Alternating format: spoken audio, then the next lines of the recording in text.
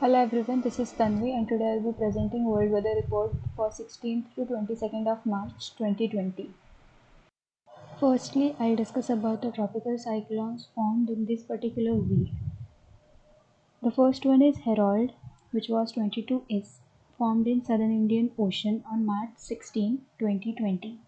NASA's Aqua satellite passed over the southern Indian Ocean and captured an image of a well-developed tropical cyclone Harold at hurricane strength east of Madagascar. Harold formed on March 13 as Tropical Cyclone 22S, and once it intensified into a tropical storm, it was named Harold. Harold continued to strengthen and is now at hurricane force. On March 16, the Moderate Resolution Imaging Spectroradiometer or MODIS instrument that flies abroad NASA's Aqua satellite provided forecasters with a visible image of tropical cyclone Harold and showed a well-developed hurricane with a visible eye, although slightly obscured by high clouds. Powerful bands of thunderstorm circled the eye. At 5 a.m. EDT on March 16, the center of tropical cyclone Harold was located near latitudes 15.7 degrees south and longitude 54.2 degrees east, about 295 nautical miles north-northwest of Saint Denis, La Réunion Islands. Maximum sustained winds were near 80 knots, that is 92 miles per hour or 148 kilometers per hour. The Joint Typhoon Warning Center noted that Harold is forecast to turn to southeast. The storm will strengthen to 90 knots, that is 104 miles per hour or 167 kilometers per hour later that day before becoming subtropical. There was this another storm named Gretel formed in southern Pacific Ocean. This image was captured on March 16, 2020. NASA's Terra satellite passed over the southern Pacific Ocean and captured an image of tropical storm Gretel as it was transitioning into an extratropical cyclone northwest of New Zealand. Tropical cyclone 23P formed on March 14 at 4 p.m. EDT between Australia and New Caledonia. Once it intensified into a tropical storm, it was renamed Gretel. On March 16, the Moderate Resolution Imaging Spectroradiometer or MODIS instrument that flies abroad NASA's Terra satellite provided forecasters with a visible image of tropical cyclone Gretel. The bulk of Gretel's cloud and storms were south and southeast of center of circulation. Clouds associated with Gretel extended to northern New Zealand despite the storm's center being hundreds of miles away.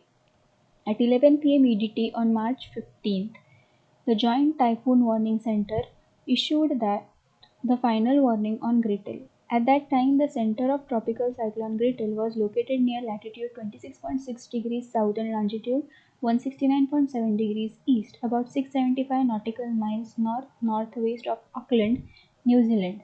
Maximum sustained winds were near 50 knots, that is 58 miles per hour or 93 kilometers per hour, and Gretel was speeding southeast at 25 knots, that is 29 miles per hour or 46 kilometers per hour.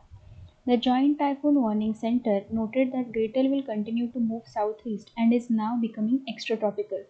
Often, a tropical cyclone will transform into an extratropical cyclone as it recurves towards the pole, north or south, depending on the hemisphere the storm is located in. An extratropical cyclone is a storm system that primarily gets its energy from the horizontal temperature contrast that exists in the atmosphere. Tropical cyclones have their tropical cyclones have their strongest winds near the Earth's surface, while extratropical cyclones have their strongest winds near the troposphere, about 8 miles, that is 12 kilometers up. Tropical cyclones, in contrast, typically have little to no temperature difference across the storm at the surface, and their winds are derived from the release of energy due to cloud or rain formation from the warm, moist air of the tropics. These are the satellite images of the cyclone Harold and cyclone Gretel obtained from Zoom Earth. As we can see, on 15th of March it was a C category cyclone, and on 17th of March it becomes IC, that is intense tropical cyclone with wind speeds of 185 and center pressure of 963. This is the path of the cyclone Harold. Similarly, cyclone Gretel, we can see that on 14th March it was C1 category cyclone, which remained the same till 16th March, but the wind speeds became 100 kilometers per hour and the central pressure became 971 millibar. Now I will be talking about the temperature variations for the month of March. The current plot shows land and ocean temperature departure from average March 2020. March 2020 was characterized by warmer than average conditions across much of the globe. The most notable warm March temperatures were present across much of the Asia, eastern part of contiguous US, and southern parts of South America, which had a temperature 2 degrees Celsius higher than average. Some ocean areas were notable as well, including parts of tropical Atlantic Ocean, central Indian Ocean, and parts of northern and southwestern Pacific Ocean, where temperatures were 1.5 degrees Celsius above average or higher. The most notable cool temperature departures were present across Canada, northern India, Alaska, and Antarctica. France had an average temperature of 9.4 degrees Celsius, which is 0.7 degrees Celsius above the 1981 and 2010 average. According to European information compiled by the Swedish Meteorological and Hydrological Institute, Moscow, Russia's capital, had its second warmest March since a record began in 1821, while Estonia had a top 5 warm March on record. Hong Kong's March 2020 mean temperature was the second highest on record at 21.3 degrees Celsius or 2.2 degrees Celsius above average. Argentina had its warmest March in the nation's 60-year record, with temperature departure from average at positive 2.5 degrees Celsius. The national mean temperature for Australia during March 2020 was above average at positive 0.67 degrees Celsius and tied as the 21st warmest March since national record began in 1910. Dust storms which occurred in March 2020.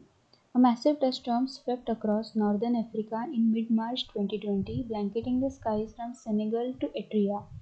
Dust from the Sahara Desert also blew westward over the North Atlantic Ocean as well as eastward over the Arabian Peninsula, a distance of more than 4,000 miles in just over 2 days.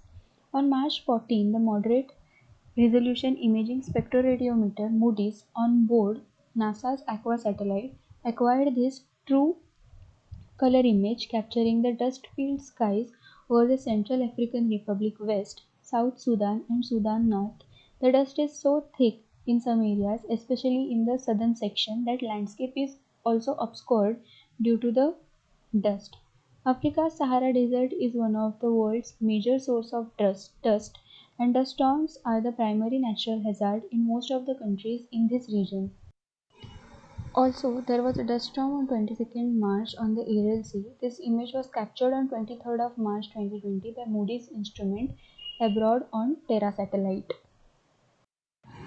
These were the areas flooded in between 16th to 28th or 22nd of March. Firstly, Madagascar, caused by tropical cyclone Harold, flooding in the northeast. Tropical cyclone Harold swept over Madagascar, bringing winds of more than 140 km per hour, heavy rains from 13th of March. Severe flooding was reported in the northeastern areas of the country. Also in Tanzania, days of heavy rainfall caused destructive floodings in the district of Rufiji and Pwani regions, eastern Tanzania, sweeping away at least 3,500 residential properties and 16,309 acres of farmland.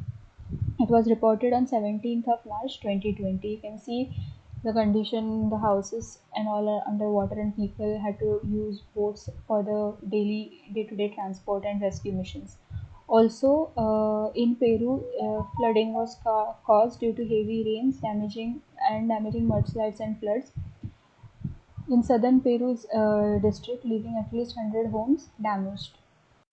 Now I'll be talking about the snowstorms and blizzards that occurred in between 16th to 22nd of March. Just as the winter season in US officially ends and the spring had begun, an all-out snowstorm was set to deliver a final blow to parts of north central region, particularly the Central Rockies, Northern Plains, and Upper Midwest. The blizzard-like conditions were expected to make travel difficult, if not impossible, in some areas. Up to 51 centimeter, that is 20 inches of snow, was also predicted. Strong winds and heavy snowfall will cause a blizzard to unfold over parts of Wyoming, South Dakota, Nebraska, and Colorado. The National Weather Service had issued blizzard warnings for western Nebraska and southeastern Wyoming as a developing low pressure, which we can see here, system to the south and strong Canadian high pressure to the north, generating strong northeasterly winds. NWS also noted that this should lead to drifting snow and whiteout conditions in these areas. As a result, traffic may be brought to a standstill. These are the satellite images of the cyclone Harold and cyclone Gretel obtained from Zoomer. As we can see, on 15th of March it was a C category cyclone, and on 17th of March it becomes IC, that is intense tropical cyclone with wind speeds of 185 and center pressure of 963. This is the path of the cyclone Harold. Similarly, cyclone Gretel, we can see that on 14th March it was C1 category cyclone, which remained the same till 16th March, but the wind speeds became 100 kilometers per hour and the central pressure became 971 millibar. Similarly, a very severe snowstorm event occurred in India in Jammu Kashmir in the Gurez Valley. The Indian Army airlifted more than 160 stranded civilians from the valley in Jammu and Kashmir on March 16, 2020, as heavy snowfall created difficult conditions in the areas. Gurez is completely cut off from Kashmir since the early November of 2019. So since then, it was like completely cut off from the entire Kashmir, Jammu and Kashmir, due to the extreme snowfall events occurring in that region. Thunderstorms and heavy rainfall, which occurred in between 16th to 22nd of March. A significant storm system brought a plethora of weather impacts to the central US on Friday, 20 March 2020. Heavy snow and strong winds have caused hazardous travel from the Rockies to portion of North Plains. Heavy rainfall and severe thunderstorm were common from the southern plains to the Mississippi Valley and Midwest. Some of the storms contained damaging winds, tornadoes, and hail, the National Weather Service warned. The strong front pushing southeastward, as you can see, the strong front is pushing southeastward on Friday across the Ohio Valley, lower Mississippi Valley into portions of the northeast will be dividing line between potentially record high temperatures from the national capital southward into Florida and much below average temperatures across the midsection of the nation. High temperature Friday will be 5 to 11 degrees Celsius above average from the Mississippi River to east coast and 5 to 11 degrees Celsius above average through all the plains. This cold air will be pressing eastward by beginning of the weekend, bringing much cooler temperatures on Saturday from New England into the mid-Atlantic. The strong frontal boundary will also be the focus for potentially heavy rains and flash flooding from across Texas, East Texas into lower Mississippi Valley on Friday. The combination of much above average moisture levels along this front and strong upper level forcing will support the heavy rain potential across these areas. So, as you can see, the entire area here, like Toronto, Philadelphia, some part of Mexico. Green dots. This entire area was covered with thunderstorms and rainfall. This particular area with red stripes was heavy rainfall and flash flooding, which was caused due to the front which was moving in the southeast direction. This was a satellite image which I took from the Earth Observatory of NASA. You can see the entire of this part of America is covered with clouds, which represents high thunderstorms and heavy rainfall with snowfall and hailstorms embedded in it. The first day of spring will offer both wintry and very warm weather conditions along either side of a strong front pressing southeastward across the Ohio Valley, mid to lower Mississippi Valley, and into portions of northeast, as I had said before.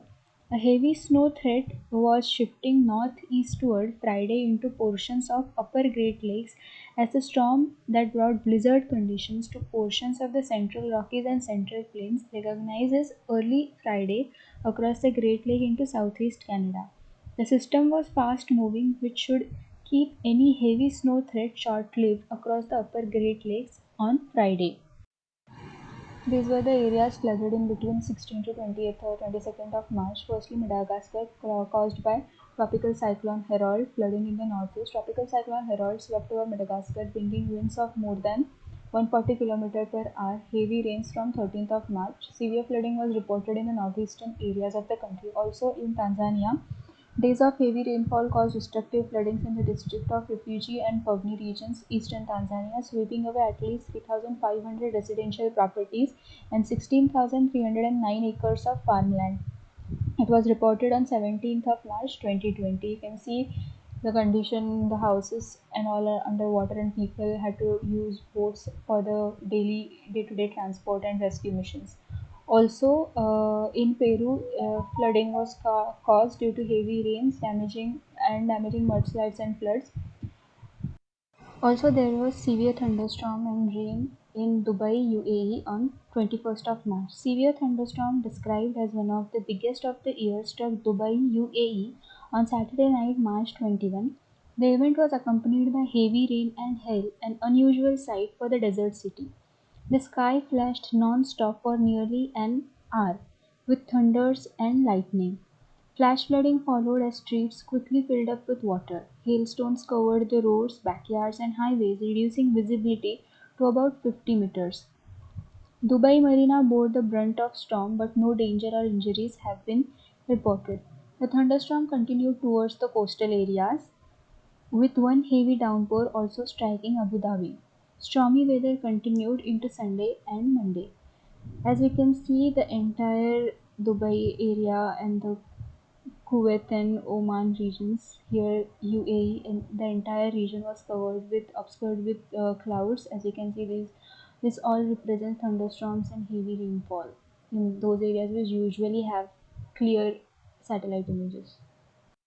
Similarly, a very severe snowstorm event occurred in India in Jammu Kashmir in the Gurez Valley.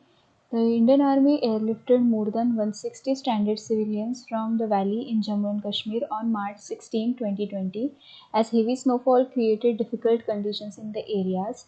Gurez is completely cut off from Kashmir since the early November of 2019. So since then, it was like completely cut off from the entire Kashmir, Jammu and Kashmir, due to the extreme snowfall events occurring in that region.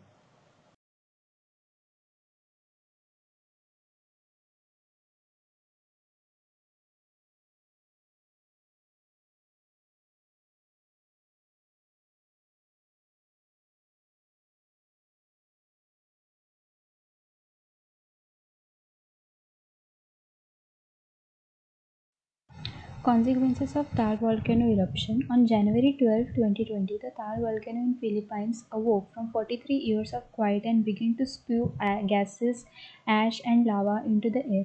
In the days and weeks that followed, the eruption dropped a layer of unusually wet, heavy ash on the surrounding landscape, withering vegetation and turning the lush fields and forest of Volcano Island a ghostly grey. 2 months later, the ash damaged landscape still looks more or like the moon crater than the tropics. On March 11, 2020, the operational land imager on Landsat 8 acquired the image of Thar that underscores the consequence of the ashfall. For comparison, the image shows the same area on December 6th of 2019. Volcanic ash is nothing like a soft, fluffy material that forms when wood, leaves, or paper burn. Rather, it is made up of small, jagged pieces of rock and glass that are hard, abrasive, mildly corrosive, and do not dissolve in water. Thick blankets of volcanic ash can have big consequences for plants, animals, and people. As shown in the Landsat image, most of the vegetation was killed and stripped of leaves. In Thal's case, the ash was particularly problematic because it grew wet enough to achieve the texture of mud before drying and hardening into something like cement. The damage extended beyond plant life. Dozens of people perished during the eruption. Large number of livestock and pets were also left behind when tens of thousands of people evacuated. Ash even affected the fish being raised in thousands of aquaculture pens in Thal Lake. According to the Thal Lake Aquaculture Alliance, about 30% of fish cages in the lake were destroyed during the eruption. Water has returned to Thal's main crater lake, which mostly evaporated or drained during the eruption. So we can see a clear difference between these two images. This was in December 2019 before the eruption, and this is in March 2020 after the eruption, after 2 months of the eruption.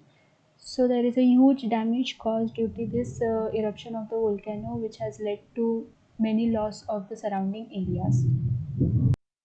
Okay, so these were all the websites I have used for the presentation and for collecting all the pictures and information.